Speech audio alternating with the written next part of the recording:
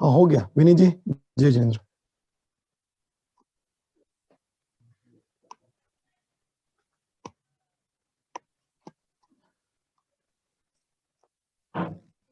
तीन भुवन में सार वीतराग विज्ञानता,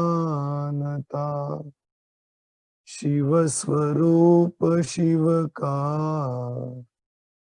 नमहु त्रियोग समारी। कल तक हमने नंदीश्वर द्वीप के बारे में चर्चा की और इस नंदीश्वर द्वीप के बारे में चर्चा करते हुए कल हमने देखा था नंदीश्वर द्वीप में 52 अकृत्रिम जिनालय है जो पूर्व पश्चिम उत्तर दक्षिण में है। ऐसे 52 अकृत्रिम जिनालयों की वंदना स्वर्ग के इंद्रलोक जाके करते हैं और दो दो पहर तक एक दिशा में पूजन करते हुए 8 दिन तक बड़े हर्षोल्लास के साथ अष्टानी का पर्व मनाते हैं। इस प्रकार की सब चर्चा विस्तार से हमने कल तक की। आज हमें चर्चा करनी है वह पंचमेरु के बारे में। जिन धर्म में जिन उत्पन्न होने वाले या जिन धर्म के जैनी जो है वो प्रतिदिन जो पूजा करते हैं वे प्रतिदिन की पूजा में पंचमेरु की पूजा तो प्रतिदिन करते ही होंगे। कई लोग पंचमेरु की पूजा करते हैं लेकिन ये पंचमेरु है क्या, कहां पे है, इसका ज्ञान उनको नहीं होता। यदि उसका भाव भाषण हो जाए तो पूजा करने में मन भी लगा रहेगा और पूजा करते समय आनंद भी द्विगुणित हो जाएगा। इसलिए आज हम इस जयमाला के आधार से ही इस पंचमेरु की पूरी विस्तृत जानकारी समझने की कोशिश करेंगे। देखिए पूजन निकालिए पंचमेरु की, जिसके पास किताबें हैं वो। तीर्थंकरों के नवन जलते, भय तीरथ सर्वदा, ताते प्रदक्षिण देत सुर नर, पंचमेरुन की सदा, दो जलधि ढाई द्वीप में सब गणत मूल, विराजहि पूजो सी जिन धाम प्रतिमा, ओहि सुख दुख भाजहि। स्थापना की ये लाइन है, तीर्थंकरों के नवन जलते, भये तीर्थ सर्वदा। देखिए 5 मेरु कौन कौन से, उसकी चर्चा तो आगे आएगी। यह पांचों के पांचों मेरु तीर्थंकरों के नवन जलते, पांचों के पांचों मेरु कहने की बजाय यहाँ पे स्थापना के लिए पहले सुदर्शन मेरु की ही चर्चा की। वो सुदर्शन मेरु पर्वत और बाकी के 4 मेरु पर्वत भी, क्योंकि जम्बूद्वीप और फिर आगे के पर्वत जैसे हम विस्तार करेंगे तो उन पर्वतों पे कौन से तीर्थंकरों का जन्माभिषेक होता है उसकी चर्चा उस मेरु के संदर्भ में करते जाएंगे। तो हर मेरु पे पांडुक वन है, पांडुक वन में पांडुक शिला है और पांडुक शिला पर तीर्थंकरों का जन्माभिषेक होता। सिर्फ पांडुक शिला नहीं, 4 प्रकार की शिलाएं होती हैं और वहां पर हर अलग अलग तीर्थंकरों का जन्माभिषेक होता। तो यहाँ पर यही कहते हैं, तीर्थंकरों के नवन जलते, भये तीर्थ सर्वदा। ये जो मेरु है तीर्थंकरों के नवन से मानो तीर्थ ही बन चुके हैं, क्योंकि तीर्थंकरों का नवन जहां पर हुआ, जैसे हम मंदिर में जाते हैं भगवान का प्रक्षाल होता है तो प्रक्षालित जल हम हमारे सर पे विराजमान करते हैं, सर पे छींटते हैं। क्यों? क्योंकि तीर्थंकरों के द्वारा स्पर्शित वह जल अब जल नहीं रहा, नवन हुआ है और उसको हम शिरोधार्य मतलब मस्तक पर धारण करते हैं। तो यहाँ पर यही कहते हैं, ये जो मेरु है जिनके ऊपर तीर्थंकरों का जन्माभिषेक हुआ है, उस जन्माभिषेक के कारण ये मेरु तो साक्षात तीर्थ बन चुके हैं। वो यहाँ पर कहा, तीर्थंकरों के नवन जलते भय तीर्थ सर्वदा, सदा काल के लिए अब वो तीर्थ बन चुके हैं। इसलिए देखिए, पंचमेरु की पूजन में भी हम उन मेरुओं की पूजा करते हैं। आप सोचोगे पर्वत की पूजा करने का क्या मतलब? भगवान की पूजा करें यह तो समझ सकते हैं, मेरु की पूजा का क्या मतलब? वास्तव में देखा जाए तो मेरु की पूजा है ही नहीं। मेरु पर विराजमान अकृत्रिम जिनालय में विराजमान जिन बिंबों की पूजा हम करते हैं। लेकिन जिन बिंबों की पूजा के साथ साथ तीर्थंकरों के जन्माभिषेक के कारण वह मेरु भी अब पवित्र बन चुका है ना। कई जगह तो ऐसा है कि जैसे कोई नया घर वगैरह हो तो वहां पर हम विधान कराते हैं। क्यों विधान कराते हैं? तो कहते हैं भगवंतों का विधान कराए तो घर भी पवित्र बन जाए। पवित्र वस्तु को स्पर्शित होने से दूसरी वस्तु पवित्र बन जाती है। सादा जल जब भगवंतों का स्पर्श करता है तो वह प्रक्षालित होने के बाद नवन पवित्र बन जाता है। इसी प्रकार से तीर्थंकरों के जन्माभिषेक के कारण मानो वो मेरु भी पवित्र बन चुका है। इसलिए यहां पर कहते हैं, तीर्थंकरों के नवन जलते भय तीर्थ सर्वदा, ताते प्रदक्षिण देत सुरगण पंचमेरुन कीस। ताते मतलब इसीलिए, प्रदक्षिण मतलब प्रदक्षिणा, देत सुरगण, सुरगण मतलब समूह, तो इंद्रों का समूह पंचमेरुन कीस, पांच मेरु की परिक्रमा करते हैं। परिक्रमा करते हैं मतलब उस मेरु पर जाते हैं, देव दर्शन करते हैं, पूजन आदि करते हैं। ऐसी बार बार उन पंचमेरुओं की वंदना करने के लिए इंद्रलोक इन पंचमेरुओं के ऊपर जाते हैं। दो जलधि ढाई द्वीप में सब गणत मूल विराज ही, पूजे असी जिन धाम प्रतिमा हो ही सुख दुख भाज। क्या कहा? दो जलधि ढाई, दो जलधि और ढाई द्वीप, कैसे उसकी चर्चा अभी अपने को यहां पर करनी है। यहां पे इतना समझना, दो जलधि मतलब दो समुद्र और ढाई द्वीप में सर्व सब गणत मूल विराज ही, सब प्रकार से गिने हुए मूल में विराजमान है। कौन विराजमान है? तो यहां पर हम चर्चा कर रहे हैं ये पंचमेरु में। तो पंचमेरु कहाँ है? तो वो कहा मूल में विराजमान है। कहाँ पे मूल में विराजमान है? तो कहते हैं दो समुद्र और ढाई द्वीप के बीच में ये पंचमेरु विराजमान है। पूजे असी जिन धाम प्रतिमा, होई सुख दुख भाजहि। पूजे असी जिन धाम, ऐसे पंचमेरु के ऊपर होने वाले 80 जिन धाम, 80 जिनालयों की प्रतिमा जो कि सुख को देने वाली है और दुख का भाजन मतलब नष्ट करने वाली।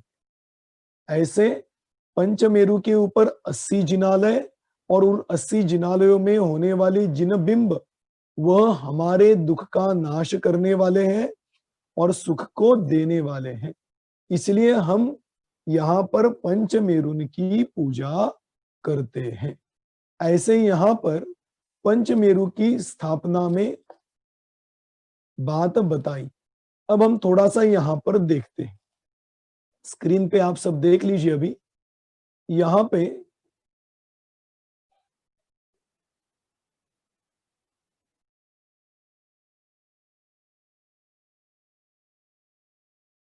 अभी आपको जो ये सामने दिखाई दे रहा है, ये आपके सामने है ढाई द्वीप। जो अभी पता है ना, दो समुद्र और ढाई द्वीप के बीच में पंचमेरु है। कैसे पंचमेरु है, पहले इसका ये तो देखिए स्वरूप।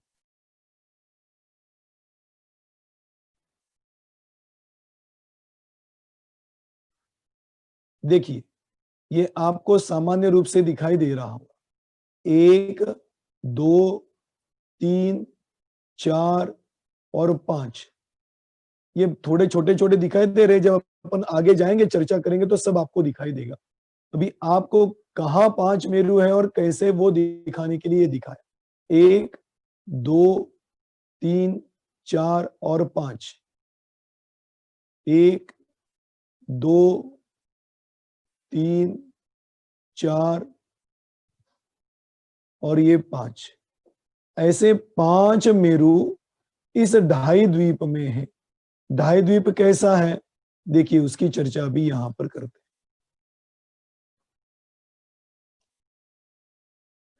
हमने जब मध्यलोक का वर्णन देखा था, तो मध्यलोक के वर्णन के समय हमने देखा था कि मध्यलोक के बीचों बीच एक पर्वत है, जिस पर्वत का नाम है सुदर्शन मेरु पर्वत। इसको सुमेरु भी कहते हैं, इसको मंदर मेरु भी कहते हैं। मंदर मेरु कैसे? जैसे भक्तामर स्तोत्र में है कि दावानल बहता है, दावानल भले ही बहे, दावानल मतलब बहुत जोर से हवा बह रही, 15 नंबर का श्लोक है ना, वो वहां पर देख लेना। कल्पांत काल मरुता चलिता चले न किम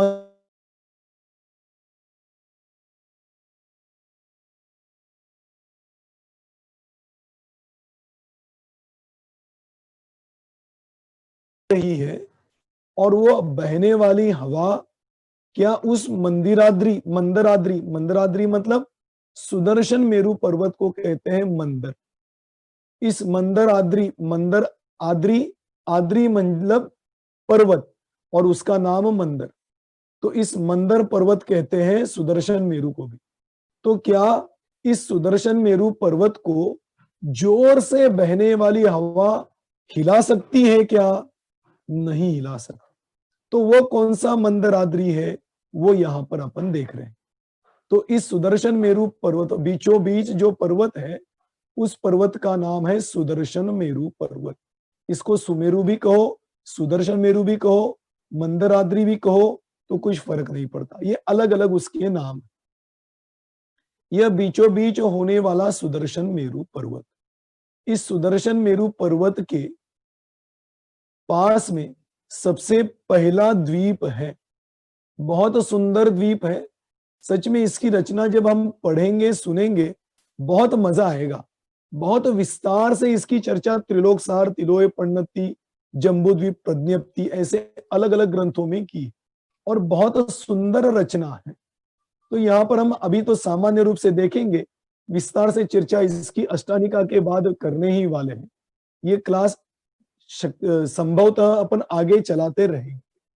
तो उस समय हम ये जम्बू द्वीप, धातकी खंड द्वीप, पुष्करार्ध द्वीप, ऐसे सब द्वीप और समुद्रों की चर्चा विस्तार से तब करेंगे। अभी तो सामान्य रूप से यहां पर देखते हैं, सुदर्शन मेरु के बाजू में जो पहले नंबर का द्वीप है, उस द्वीप का नाम है जम्बू द्वीप। ये पहले नंबर का द्वीप हुआ। उसके बाजू में समुद्र है, उस समुद्र का नाम है लवण समुद्र। ये पहले नंबर का समुद्र। जो जम्बू द्वीप है, उस द्वीप को घेरा हुआ पहला समुद्र, उस समुद्र का नाम है लवण समुद्र। तो पहला जम्बू द्वीप, उसके बाद पहला समुद्र है लवण समुद्र। उस लवण समुद्र को घिरा हुआ दूसरे नंबर का द्वीप है, जिस द्वीप का नाम है धातकी खंड द्वीप। देखो, कई लोग इसको घातकी बोलते हैं, घातकी नहीं, धातकी खंड। घात नहीं, धात ध धनुष्य का, धातकी खंड द्वीप। और ये हो गया दूसरे नंबर का द्वीप। इस द्वीप को घेरा हुआ एक समुद्र है, जिस समुद्र का नाम है कालोदधी समुद्र। पहला जम्बू द्वीप, दूसरा लवण समुद्र, तीसरा धातकी खंड द्वीप, चौथा कालोदधी समुद्र, और पांचवें नंबर का द्वीप है पुष्करवर द्वीप, पांचवा मतलब क्रम से पांचवा, ऐसे द्वीप की अपेक्षा से देखो तो तीसरे नंबर का द्वीप हुआ। ठीक है, तो ये तीसरे नंबर का द्वीप कहो या पांचवें नंबर कहो, ये है पुष्करवर द्वीप। इस पुष्करवर द्वीप को घेरा हुआ एक समुद्र है, जिस समुद्र का नाम है पुष्करवर समुद्र। ठीक है, तो हमने 3 समुद्र और 3 द्वीपों के नाम सुने। पहला जम्बूद्वीप, दूसरा धातकी खंड द्वीप, तीसरा पुष्करवर द्वीप। और समुद्रों के नाम, पहला लवण समुद्र, दूसरा कालोदधी समुद्र और तीसरा पुष्करवर समुद्र। ऐसे 3 द्वीप और 3 समुद्र हुए। अब इसमें हमें 2 समुद्र और 2.5 द्वीप समझना। कैसे हैं देखो, पहले नंबर का द्वीप है जम्बू द्वीप, पहले नंबर का समुद्र हुआ लवण समुद्र, ये एक द्वीप और एक समुद्र हुआ। ठीक है, दूसरे नंबर का द्वीप हुआ धातकी खंड द्वीप और दूसरे नंबर का समुद्र हुआ कालोदधी समुद्र। ये तो हुए 2 समुद्र। कौन कौन से? पहला लवण समुद्र और दूसरा कालोदधी समुद्र। तो उसमें क्या कहा था? 2 समुद्र और 2.5 द्वीप। 2.5 कैसे हुए? पहला जम्बू द्वीप, दूसरा धातकी खंड द्वीप और तीसरा पुष्करवर द्वीप। ये पूरा द्वीप नहीं यहां पर लिया, इसके बीचों बीच जो हमने चर्चा की थी ना, ये ऐसा पर्वत है जिस पर्वत का नाम है मानुषोत्तर पर्वत। दिखाई दे रहा है? इसकी भी विस्तार से चर्चा करेंगे। इसके ऊपर भी अकृत्रिम जिनालय है, वो कैसे है क्या है इसकी चर्चा बाद में करेंगे। तो इस पुष्करवर द्वीप के बीचों बीच यहां से यहां तक एक पुष्करवर द्वीप हुआ। इस पुष्करवर द्वीप के बीचों बीच एक पर्वत है जिस पर्वत का नाम है मानुषोत्तर पर्वत। इस मानुषोत्तर पर्वत के कारण इस द्वीप यह द्वीप 2 भागों में विभाजित हुआ। एक तो इस पर्वत के अंदर वाला भाग और इस पर्वत के बाहर वाला भाग, ऐसे 2 भागों में यह द्वीप विभाजित हुआ। अब देखो, ये बाहर वाला जो भाग है वो अभी हमें यहां पर लेना नहीं। यहां पर अभी इस मानुषोत्तर पर्वत से अंदर वाला भाग लेना। ये आधा हुआ और ये आधा हुआ, समझ में आया? ये यहां से यहां तक आधा, यहां से यहां तक आधा, लेकिन हमने यहां से यहां तक आधे द्वीप को लिया। तो क्या हुआ? पहला जम्बू द्वीप, दूसरा धातकी खंड द्वीप और तीसरा पुष्कर अर्ध द्वीप। अर्ध क्यों कहा? क्योंकि आधा ही लिया। अब 1, 2 और ये आधा, ऐसे मिलके हुए 2.5। 2.5 कहो, 2.5 कहो, एक ही बात। तो ऐसे हो गए 2.5 द्वीप। तो 2 समुद्र, लवण समुद्र और कालोदधी और जम्बू द्वीप, धातकी खंड द्वीप और पुष्कर अर्ध द्वीप, ऐसे मिलके हो गए 2.5 द्वीप। आया समझ में? तो यहां पर क्या कहा कि 2.5 द्वीप में लिया ना, 2 जलधि, 2 समुद्र, 2.5 द्वीप में मूल में मतलब यह जो जम्बू द्वीप आदि थाली के समान है। जैसे थाली होती है, देखिए ऐसा, ये ऐसे विराजमान है, इस प्रकार से मूल में विराजमान है। ऐसे 2.5 द्वीप में पंचमेरु है। पंचमेरु कैसे है वो अभी थोड़ी सी चर्चा। 2.5 द्वीप सबको समझ में आया ही होगा। इस 2.5 द्वीप में 5 मेरुओं की चर्चा है। देखो, पहला द्वीप हुआ सुदर्शन मेरु। अब देखना, जयमाला निकालना, यहां पे 5 पंचमेरुओं के नाम है। क्या क्या है देखो, प्रथम सुदर्शन स्वामी, विजय अचल मंदर कहा, विद्युन्माली नाम, पंचमेरु जग में प्रगट, जग में 5 मेरु प्रकट रूप से हैं।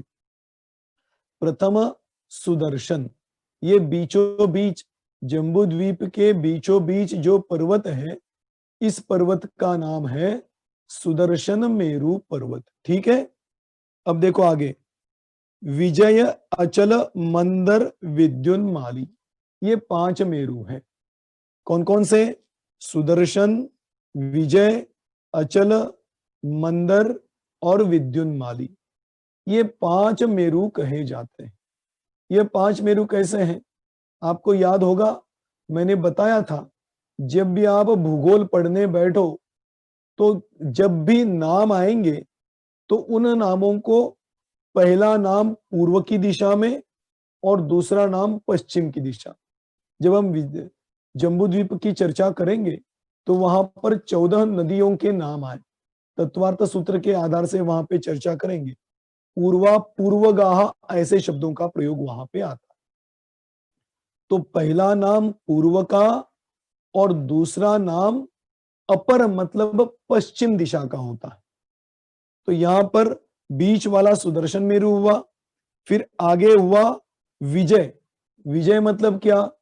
इस सुदर्शन मेरु पर्वत के दाहिने हाथ में जो पहला पर्वत है उसका नाम है विजय मेरु। फिर अचल, इस सुदर्शन मेरु के बाएं हाथ का, दाएं और बाएं, बाएं हाथ का जो तीसरे नंबर का द्वीप है वे विजय। ऐसा क्यों, उसकी चर्चा मैं अभी करूंगा। अभी आगे 5 मेरुओं को पहले समझते हैं। तो पहला सुदर्शन, फिर विजय, विजय, फिर अचल, फिर मंदर मेरु। इसके बाद सुदर्शन मेरु के दाहिने साइड में ये हुआ मंदर, और सुदर्शन मेरु के बाएं हाथ में ये हो गया विद्युन्माली। आपके मन में प्रश्न उत्पन्न हुआ होगा कि इसको सीधा ऐसे क्रम से लेते या इस तरफ से क्रम से लेते, यहां पर ऐसे इधर उधर क्यों किया? समझना, बात तो ऐसी है कि ये 5 मेरुओं की चर्चा मूल सुदर्शन मेरु से शुरू होती। देखना, 3 लोक की चर्चा या 3 लोक की चर्चा, वास्तव में इन 3 लोक का विभाजन और बाकी के 2.5 द्वीपों का भी विभाजन इस सुदर्शन मेरु के कारण हुआ। कैसे? जब हमने 3 लोक को देखा था, आप वो नक्शा दिमाग के सामने लाना, ऊर्ध्वलोक, अधोलोक और मध्यलोक। ऊर्ध्व मतलब ऊपर, अधो मतलब नीचे। अब प्रश्न यह उत्पन्न होता है कि किसके ऊपर और किसके नीचे? तो मूल बात आती है मध्यलोक। मध्यलोक के ऊपर, इसलिए ऊपर हुआ, और मध्यलोक के नीचे मतलब नीचे हुआ। तो नीचे और ऊपर ये भेद जब तक मध्यलोक को फिक्स नहीं करेंगे तब तक नहीं हो सकता। और मध्यलोक किससे फिक्स होता है? मध्यलोक किसे कहते हैं? जो सुदर्शन मेरु पर्वत की ऊंचाई है, वास्तव में यह मध्यलोक है। उस समय मैंने आपको बताया था, आपको याद होगा, 1,40,000 योजन इतना ऊंचा सुदर्शन मेरु पर्वत है। तो ये तो हुआ मध्यलोक, और इस मध्यलोक से ऊपर का भाग हुआ ऊर्ध्वलोक, और इस सुदर्शन मेरु पर्वत से नीचे का भाग हुआ अधोलोक। इसीलिए इन 3 लोक का भेद भी इस सुदर्शन मेरु पर्वत के कारण हुआ। इस प्रकार से मुख्य तो सुदर्शन मेरु पर्वत है। जैसे 3 लोक का विभाजन सुदर्शन मेरु पर्वत से हुआ, इसी प्रकार से यह 2.5 द्वीप में भी पंच मेरुओं का विभाजन भी इस सुदर्शन मेरु को आधार बना के किया गया। इसलिए मूल में पहला द्वीप, पहला पर्वत है वह सुदर्शन मेरु पर्वत। अब इस सुदर्शन मेरु पर्वत को जब आपने मुख्य बनाया तो इस सुदर्शन मेरु पर्वत के दाहिने हाथ में, किसके दाहिने हाथ में? तो सुदर्शन मेरु पर्वत। इसीलिए यहां पर हमने दूसरे नंबर का पर्वत किया विजय। फिर सवाल उत्पन्न होता है, यह विजय है तो यहां पर अचल क्यों नहीं लिया? क्रम से लो ना दाहिने हाथ का। तो कहते हैं कि ऐसा नहीं होगा। क्यों नहीं होगा? क्योंकि पहला हो गया जम्बू द्वीप,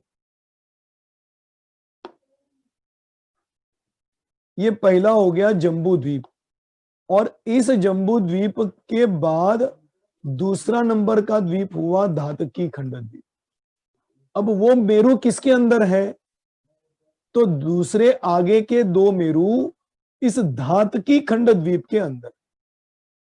तो जब दूसरे दो मेरुओं की चर्चा होगी तो उस द्वीप में होने वाले दो मेरुओं की चर्चा होगी, ना कि इस द्वीप का एक मेरू और इस द्वीप का एक मेरू। ऐसा नहीं होगा। जब आगे के दो मेरुओं की चर्चा होगी तो इस द्वीप में होने वाले दो मेरुओं की चर्चा होगी। इसलिए सुदर्शन मेरु पर्वत के दाहिने हाथ में विजय कहा और तुरंत बाएं हाथ में अचल कह दी, क्योंकि विजय और अचल इस धातकी खंड द्वीप में होने वाले दो मेरु हैं, इसलिए दोनों का नाम बाद। और इसके बाद चौथे नंबर का जो मेरु है वह मेरु मंदर मेरु, ये है पुष्करार्ध द्वीप के बीच में। इसीलिए पुष्करार्ध द्वीप के दो मेरु लेंगे तो मंदर और विद्युन्माली। इस प्रकार से सुदर्शन मेरु, विजय मेरु, अचल मेरु, मंदर मेरु और विद्युन्माली मेरु, ऐसे 5 मेरु इस ढाई द्वीप के अंदर विराजमान है। आया समझ में सबको? इस प्रकार से ये ढाई द्वीप में विराजमान इन पंच मेरुओं की चर्चा यहां पर हम करने जा रहे हैं। ये देखिए, ये 5 मेरु हुए, इसमें से ये 3 मेरु हुए, इसमें से ये मूल में एक मेरु जो सुदर्शन मेरु। इस प्रकार से इन 5 मेरुओं की वंदना यहां पर हम करने जा रहे हैं। अब यह सामान्य जानकारी भी अभी पहले दे ही दूं कि ये जो 5 मेरु हैं, इन 5 मेरुओं में 80 जिनालय हैं, बाकी दूसरे कहीं पर भी नहीं। इन्हीं 5 मेरुओं पे 80 जिनालय हैं। कैसे कैसे, उसकी चर्चा विस्तार से हम कल करने वाले हैं। अभी तो इतना समझे कि ये 80 जिनालय है कैसे। हर मेरु के ऊपर 16 अकृत्रिम जिनालय होते हैं। मेरु कितने हैं? 5। एक मेरु के ऊपर कितने जिनालय हैं? 16। तो 5 मेरुओं पे कुल मिला के 80 जिनालय होते हैं। इसलिए पंचमेरु की पूजा में शुरुआत में बताया था कि पूजो 80 जिन धाम। मैंने इसलिए कहा था अभी अपन चर्चा करेंगे 80 कैसे। तो ये 80 5 मेरु के कुल मिला के 80 जिन धाम है और प्रतिमा महिमा को कहे। इनके अंदर होने वाली प्रतिमा की तो हम क्या कहें, इनके सौंदर्य का तो हम क्या वर्णन करें, ऐसा है। और ऐसी प्रतिमाओं को हम जब नतमस्तक होते हैं, प्रतिमाओं के दर्शन करते हैं, तो हमारे दुखों का अभाव होता है और सुख की प्राप्ति होती है। आया समझ में? ऐसी स्थापना में ये 80 जिनालयों की 5 मेरु की अपेक्षा चर्चा की। अब इसमें से पहला मेरु है सुदर्शन मेरु पर्वत। इसकी थोड़ी सी चर्चा करके हम यहां पर रुकेंगे और फिर इसका विस्तार हम कल देखेंगे। देखिए, ये सुदर्शन मेरु पर्वत है। ये सुदर्शन मेरु पर्वत वास्तव में कैसा है आप देखिए, वो मैं आपको यहां पर दिखाऊंगा। ये आपको दिखाई दे रहा है। ये 2D में, 2D और 3D ऐसे दो प्रकार होते हैं। ये 2D में सुदर्शन मेरु पर्वत की जानकारी दे रहा हूं, 3D में तो अपन बाद में देखेंगे। ये सुदर्शन मेरु पर्वत यहां से मूल से लेके ऊपर तक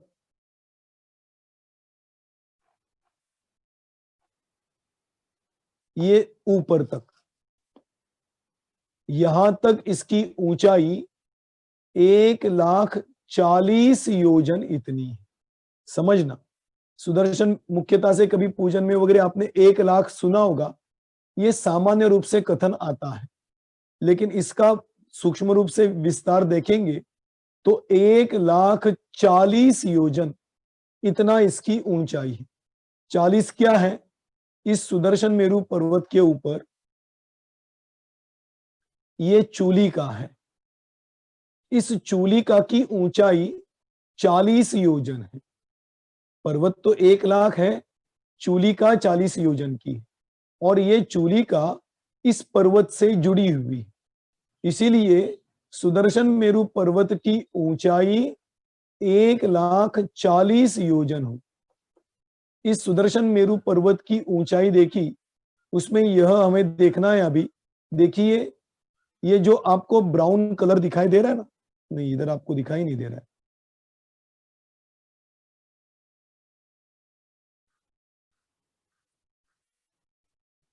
फिर एक बार बोलता हूं, देखिए अभी ये स्क्रीन जब शेयर होगा,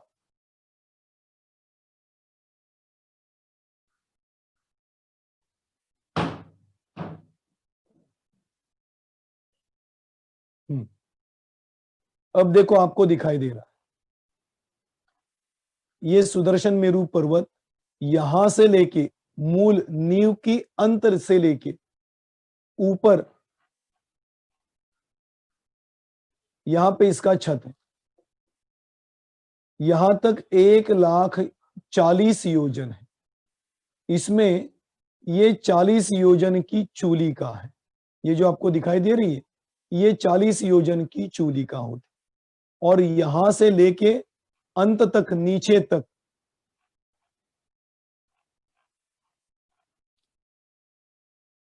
यहां तक ये पर्वत है 1,40,000 योजन। ठीक है। अब इसमें ये जो ब्राउन कलर का आपको दिखाई दे रहा है ना, नीचे वाला, ये तो है इसकी नींव। नींव मतलब इसका भूमि के अंदर का भाग है। और ये जो है ये 1,000 योजन है। मतलब सुदर्शन मेरु पर्वत की नींव 1,000 योजन है। और यह सुदर्शन मेरु पर्वत नींव को छोड़कर भूमि पर, यहां से ले लो, ये जो फेंट ब्राउन दिखाई दे रहा है ना, मरून कलर बोलते हैं, यहां से लेकर ऊपर छत तक इसकी ऊंचाई 99,040 योजन होगी। क्योंकि 1,000 योजन तो भूमि में नींव में चला गया, तो ये भूमि के ऊपर कितना है? 99,040 योजन। इतना ऊंचा ये भूमि के ऊपर होने वाला सुदर्शन मेरु पर्वत है। इस प्रकार से ये 1,40,000 योजन ऊंचा इतना सुदर्शन मेरु पर्वत का प्रमाण कहा गया है। अब देखो, यहां से, मतलब जैसे ये भूमि है, इस भूमि से ऊपर 500 योजन ऊपर जाने के बाद ऐसी एक कटनी है, जो कटनी 500 योजन की है। जैसे इस तरफ कटनी है, वैसे इस तरफ भी कटनी है। अब देखना, ये जो हम आगे 4 प्रकार के वनों की चर्चा करेंगे, वो 4 प्रकार के वन समझने के लिए ये आपको समझना पड़ेगा। इसलिए ये मैंने आपको बताया। यहाँ पे जो लाइन दिखाई दे रही है ना, ये लाइन मतलब हो गई भूमि। ये हो गया भूमि के अंदर का भाग, ये हो गया भूमि के ऊपर का भाग। यहां से 500 योजन ऊपर जाने के बाद ये सुदर्शन मेरु 500 योजन छोटा हो जाता। जैसे यहां पर 500 योजन छोटा हुआ ना, वैसे यहां पर भी 500 योजन छोटा हुआ। ये होगी पहली कटनी। ठीक है। अब आगे देखो, ऐसे ही ऊपर जाते जाते सुदर्शन मेरु पर्वत यहां आने के बाद दोबारा 500 योजन छोटा हो जाता, और यहां से पुनः 500 योजन छोटा हो जाता। ये हो गई सुदर्शन मेरु पर्वत की दूसरी कटनी। ठीक है। अब उसके ऊपर, सीधा ऊपर जाते जाते ये हो गया उसकी छत। तो 2 कटनियों के साथ एक छत को मिला के सुदर्शन मेरु पर्वत के ऊपर 4 वन है। ठीक है। इतना ध्यान रखना, अभी नाम वगैरह तो मैं कल बताने वाला हूं। सुनना हो तो आप कल क्लास अटेंड करना। आज तो इतना है कि सुदर्शन मेरु पर्वत पे 2 कटनियां हैं और एक छत। ठीक है। अब इसकी थोड़ी ऊंचाई भी देखें। देखो यहां पर इसकी ऊंचाई बताई है। ये सुदर्शन मेरु पर्वत नीचे से यहां तक बिल्कुल सीधा है, सीधा ही है। ये कितना नाप है? इसका नाप बताया 11,000। इस कटनी के ऊपर, ये होगी पहली कटनी। इस कटनी के ऊपर सुदर्शन मेरु पर्वत 11,000 योजन तक तो बिल्कुल सीधा है। और फिर 11,000 योजन के बाद 51,500 योजन। अब ये सब पूजन में आएगा। यहां पर उसका वो ऊपर जाने के बाद कम होगा ज्यादा होगा, उसकी चर्चा यहां पर आने वाली है, वो मैं वहां पर आपको बता दूंगा। ठीक है, अभी तो यहां पर समझना, सुदर्शन मेरु पर्वत पहली कटनी के ऊपर 11,000 योजन तक तो सीधा है। जैसा यहां पर जितना नाप है उतना ही यहां पर भी नाप। उसके बाद 51,500 योजन तक तो छोटा होता जाता है, और छोटा होते होते यहां पर पहुंचता है। अब यहां पर फिर 500 योजन छोटा हो जाएगा। 500 योजन यहां से छोटा, 500 योजन यहां से छोटा, मतलब दोनों तरफ से देखेंगे तो 1,000 योजन छोटा होगा। फिर यहां पे दूसरे नंबर की कटनी आई। अब इस दूसरे नंबर की कटनी से फिर ये सुदर्शन मेरु पर्वत 11,000 योजन तक तो फिर सीधा है, एकदम स्ट्रेट दीवार की तरह है। और फिर 11,000 योजन के बाद फिर छोटा छोटा छोटा छोटा होता गया, यह 25,000 योजन तक छोटा होता जाए। ये 25,000 योजन छोटा होने का प्रमाण नहीं, इसकी यहां से लेके यहां तक की ऊंचाई 25,000 है। और फिर यहां पर जाने के बाद ये सुदर्शन मेरु पर्वत छत पे 1,000 योजन है। अब देखना, मैं आपको दोबारा बताता हूं। ये सुदर्शन मेरु पर्वत सबसे नीचे तलहटी में, ये बताना रह गया, वो समझ लो आप। जहां पर नींव का अंत है, भूमि में नींव का अंत जहां पर है, वहां पर सुदर्शन मेरु पर्वत की लंबाई है 10,000 योजन। ये रह गया था, तो कितना कम होता है आपको समझाने के लिए, समझने के लिए समझ में आएगा। नींव में अंत में, नींव के अंत में यह सुदर्शन मेरु पर्वत है 10,000 योजन, और आगे कम होते होते छत के पास पहुंचता है 1,000 योजन। 10,000 योजन नींव के अंत में है, और छत के पास 1,000 योजन चौड़ा। ऐसा 10,000 से 1,000 तक छोटा होता है, मतलब 9,000 योजन छोटा होता होता होता छत के पास 1,000 योजन तक पहुंचता है। ऐसा सुदर्शन मेरु पर्वत दो कटनियों के साथ, दो जगह तो बिल्कुल स्ट्रेट है और दो जगह कम होता गया, ऐसा यह सुदर्शन मेरु पर्वत भूमि से लेके ऊपर छत तक 1,40,000 योजन इतना ऊंचा, भूमि में 10,000 योजन चौड़ा, और छत पर 1,000 योजन चौड़ा। ऐसा यह सुदर्शन मेरु पर्वत का नाप है। और ऐसे इस सुंदर सुदर्शन मेरु पर्वत को देखिए, ये कैसा है। ये सुदर्शन मेरु पर्वत 3D में ऐसा आपको दिखाई, गोल है। ये हो गई नींव, ये हो गई पहली कटनी, और फिर यहां से यहां तक स्ट्रेट है, और इसके ऊपर कम होता होता यहां पर आ गई इसकी दूसरी कटनी। ये ऐसे, ये हो गई दूसरी कटनी, चारों तरफ ये कटनी है, और फिर सीधा है, फिर कम होता हुआ ये छत के पास पहुंचा, और ये छत पे 40 योजन की चूलिका, ऐसी चूलिका के साथ ये यहां से यहां तक हो गया 1,000 योजन।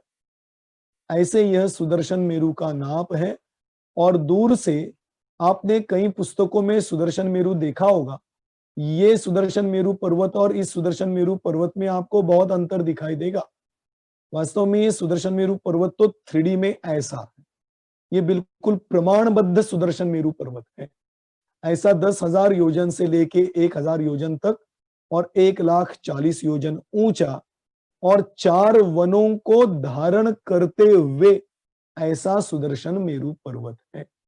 इस प्रकार से ये सुदर्शन मेरु पर्वत का नाप आज हमने देखा, उसका आकार देखा। अब उसके रंगों की बात और उस पर होने वाले वनों की बात, उसमें अंदर होने वाले जिनालयों की चर्चा बहुत सुंदर है। आपको बहुत अच्छा लगेगा। कल आप देखना वो वन कैसे हैं, कितने लंबे चौड़े हैं, वहां पर अकृत्रिम जिनालय किस दिशा में है और वह अकृत्रिम जिनालय के जिनबिंब कैसे हैं, इन सब की चर्चा हम कल करेंगे। आज का यहीं पर विषय विराजमान, विराम लेते हैं। अब इसमें किसी को कोई शंका हो तो पूछ लीजिए।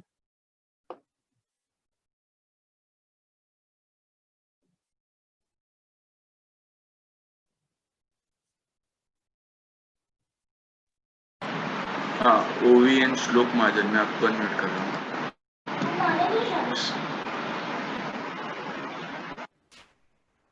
जय जिनेन्द्र भैया जी। जय जिनेन्द्र भैया जी, एक बार वो कटनी बताइए ना, कहाँ पे? कटनी नहीं, चुली का पिक्चर में चुली का बताइए ना। 40 स्क्रीन योजन। दिखाई दे रहा है? स्क्रीन, हाँ हाँ ये देखिए, ये हो गया ऊपर का सबसे सुदर्शन मेरु पर्वत के ऊपर की छत, हाँ। और इसके ऊपर ये बीचों बीच होती है कटनी। ये दिखाई दे रही ना कटनी? तो ये कम कितने हैं? कुछ है ये 500 योजन जो कम कम होते होते आती है ऊपर, तो ये हाँ, कम कितने कम होती है? 1,000 योजन तक जाएगी ना ये। जैसे नीचे तलहटी में 10,000 योजन है, इसका एक गणित है त्रिलोकसार में, वहां पे आप देखेंगे तो आपको पता चल जाएगा कि कितना कितना प्रमाण कम होता जाता है। आपको इसको आपके गणित की आप कौन सी क्लास में है या पढ़ाई हो चुकी है? हो चुकी है। अच्छा, पढ़ाई हो चुकी है ना, आपने गणित देखा होगा। नीचे आप 10,000 योजन नहीं, 100 योजन का प्रमाण निकालिए, आपको समझ में आएगा। 100 योजन की लाइन, 100 इंच की लाइन निकालना और 10 इंच की लाइन निकालना और दोनों को सीधा ऐसा जोड़ना, जैसे ये यहां से यहां तक और यहां से यहां तक ऐसा जोड़ेंगे ना, तो कम कितना कितना होता है उसका प्रमाण आपको आइडिया, मोटे तौर पे आइडिया आएगा। ऐसे तो इसका प्रमाण त्रिलोकसार में निकाला कि एक एक योजन पर कितना कितना कम होता जाता है। उसकी गाथा मैं कल आपको बताता हूं, वहां पे आप देख सकते हैं। सामान्य रूप से कल मैं आपको बताऊंगा कि एक योग गणित है पूरा, कि एक एक योजन पे वह प्रमाण कितना कितना कम होता जाता है। लेकिन इतना समझना, नीचे 10,000 है और ऊपर 1,000 है, तो ऐसा कम होता होता होता होता 1,000 तक पहुंचा है। 10,000 से। हाँ बोलिए। चूली का जो है तो वो भी कम होती जाती क्या फिर ऐसे? नहीं नहीं, चूली का तो अलग है। ये अलग। 1,000 तो इसका मेरु का प्रमाण है। मेरु के ऊपर जो चूली का है वो तो 10,000 योजन 40 योजन ऊंचाई की है और 12 योजन चौड़ी है। उसकी ये चूलिका की विस्तार से चर्चा अपन जब ये यहाँ के वन के बारे में करेंगे ना, उस वन का विस्तार पूरा जब सुनेंगे तब उसकी चर्चा करेंगे। अभी तो मैंने सिर्फ ऊंचाई बताई 40 योजन की। ठीक है, थैंक यू। जय जिनेन्द्र। जय जिनेन्द्र। और किसी को सवाल हो तो पूछिए। कीर्ति लोनकार औरंगाबाद, मैं आपको अनम्यूट कर रहा हूँ। हाँ हाँ, जय जिनेन्द्र। जय जिनेन्द्र, बोलिए। वो दूसरी कटनी से ऊपर चुलिका तक उसका नाप बताना था। देखिए, दूसरी कटनी से बोल रहे हैं कि पहली कटनी से बोल रहे हो? नहीं, दूसरी कटनी से ऊपर। देखिए, अब मैं बताता हूं। ये पहली कटनी है ना, यहाँ पर जो आपको हाँ दिखाई दे रहा है, हाँ हाँ पहली कटनी से यहाँ तक तो 11,000 स्ट्रेट है। हाँ, 11,000। उसके ऊपर 51,500 तक तो दूसरी कटनी आएगी, तो 11,000 प्लस 51,500, हाँ ये तो दूसरी कटनी का प्रमाण। और दूसरी हाँ कटनी के बाद फिर 11,000 स्ट्रेट है, हाँ और वहां से फिर 25,000 कम होता गया है, तो 11 प्लस 25, तो 25 दूसरी कटनी से ऊपर कितना 25,000 होगा? योजन ना? हाँ, ये सब योजनों में है, ये इंचों में या मीटर में नहीं है, ये हाँ, सब प्रमाण 25,000। योजनों में है। तो ये 11,000 योजन और फिर 25,000 हाँ, योजन, तो 36,000 योजन अच्छा, ऊंचा है अच्छा। दूसरी कटनी से। दूसरी कटनी से 25,000 योजन ऊंचा। नहीं नहीं, 11,000 स्ट्रेट और हाँ, 25,000 कम 11,000। होता गया, तो दोनों को मिला दो ना, 36,000 दोनों योजन को। ऊपर हो गया। अच्छा, ये अभी जयमाला में आने वाला था, इसलिए मैंने इसका उल्लेख नहीं किया। अभी यहाँ पर बताऊंगा अच्छा, तो जयमाला में क्या बताऊंगा। अच्छा, ठीक है। तो वहां पे है, इसका एक लाइन है कितना कम होगा, तो वो उस समय में फिर एक बार इसका विस्तार करूंगा। ठीक है, अच्छा, ठीक है। हाँ, जय जय जिनेन्द्र। जिनेन्द्र। और किसी को सवाल?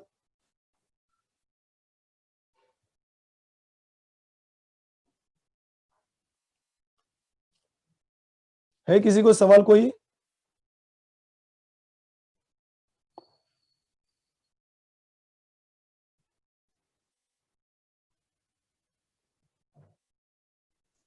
हाँ, हो तो पूछिए। हाँ, ओवी श्लोक महाजन, आपको अनम्यूट किया है। हाँ, आप पूछिए। आप भैया जी मैंने पूछा है क्वेश्चन। हाँ, उनका हो गया। अब और विभा किसी जैन ग्वालियर, आप विभा जैन ग्वालियर, आपको अनम्यूट कर रहा हूँ, आप बोलिए। मुझे एक सामान्य प्रश्न पूछना था कि हाँ जैसा आपने जम्बू द्वीप और पूरा 2.5 असंख्यात द्वीप हैं, असंख्यात समुद्र हैं, जो आपने पूरा समझाया, तो हाँ, हम लोग जो बच्चों को ये ग्लोब समझाते हैं, मैंने रखा भी हुआ है ये वाला ग्लोब, तो इसका क्या आधार है? मतलब कि इसको भरत क्षेत्र के आधार से देखें क्या कि? आपने जो ग्लोब दिखाया ना कल, मैं आपको वो आपका ग्लोब हाँ, ये इस जम्बू द्वीप में कहाँ आता है वो मैं आपको कल दिखाऊंगा। अभी वो स्क्रीन निकालना थोड़ा टाइम लगेगा। मतलब इसका तो कल आधार है, सुबह- यूं कैसे कहना चाह रही हूँ मैं। नहीं नहीं, उसका वही बोल रहा हूँ। आप जो ग्लोब बोल रहे हैं, जो वर्ल्ड पूरा बोल रहे हो, वो हाँ, वर्ल्ड कहाँ आता है मैं कल आपको बताऊंगा, ओके जी, तो वो धन्यवाद, जय आपको हिंद। समझ में आएगा। आगे किसी को?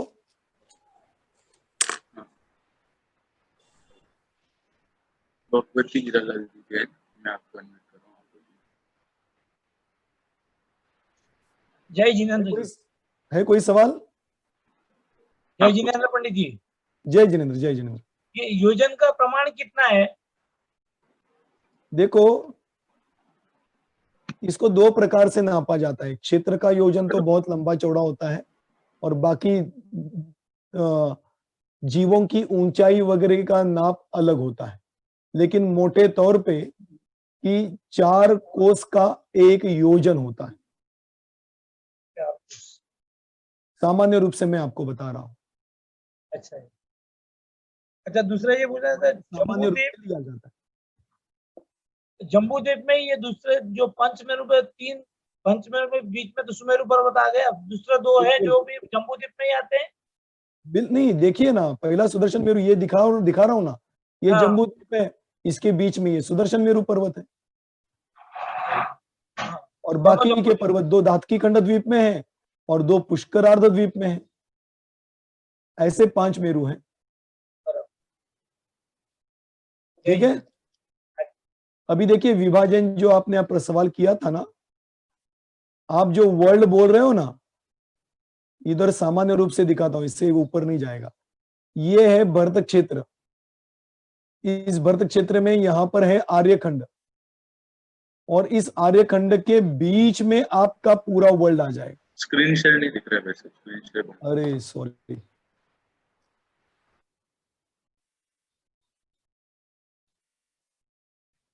आया स्क्रीन? नहीं आया अभी। नहीं,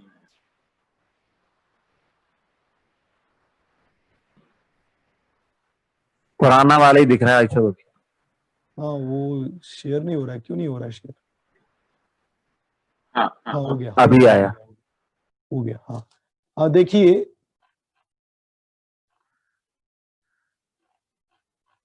ये तो हो गया जम्बू द्वीप, इसके बीच में ये हो गया सुदर्शन मेरु पर्वत। ये पहला आपका जिनका सवाल था उनका जवाब। अब इनका जवाब ये है, ये जम्बू द्वीप में ये भरत क्षेत्र है इतना। इस भरत, जब मैं वो जम्बूद्वीप की चर्चा करूंगा तब बड़े विस्तार से इसकी चर्चा करेंगे। तो अभी तो ये समझना, ये जम्बूद्वीप में ये हो गया भरत क्षेत्र, यहां पर है आर्यखंड, और इस आर्यखंड में आप जो वर्ल्ड कहते हैं वो इसमें आ गया, सब इंडिया सब इसी में आ जाएंगे। इसलिए आपने जो ग्लोब बोला ना, ग्लोब में आपको जम्बूद्वीप कहां दिखाई देगा? ग्लोब में जम्बूद्वीप नहीं दिखाई देगा, जम्बूद्वीप में आपको ग्लोब दिखाई देगा। ऐसा ये प्रमाण है। ठीक है, आया समझ में? और किसी को कुछ हो तो पूछिए, तो फिर नहीं तो प्रवचन आगे का शुरू हो सकता है।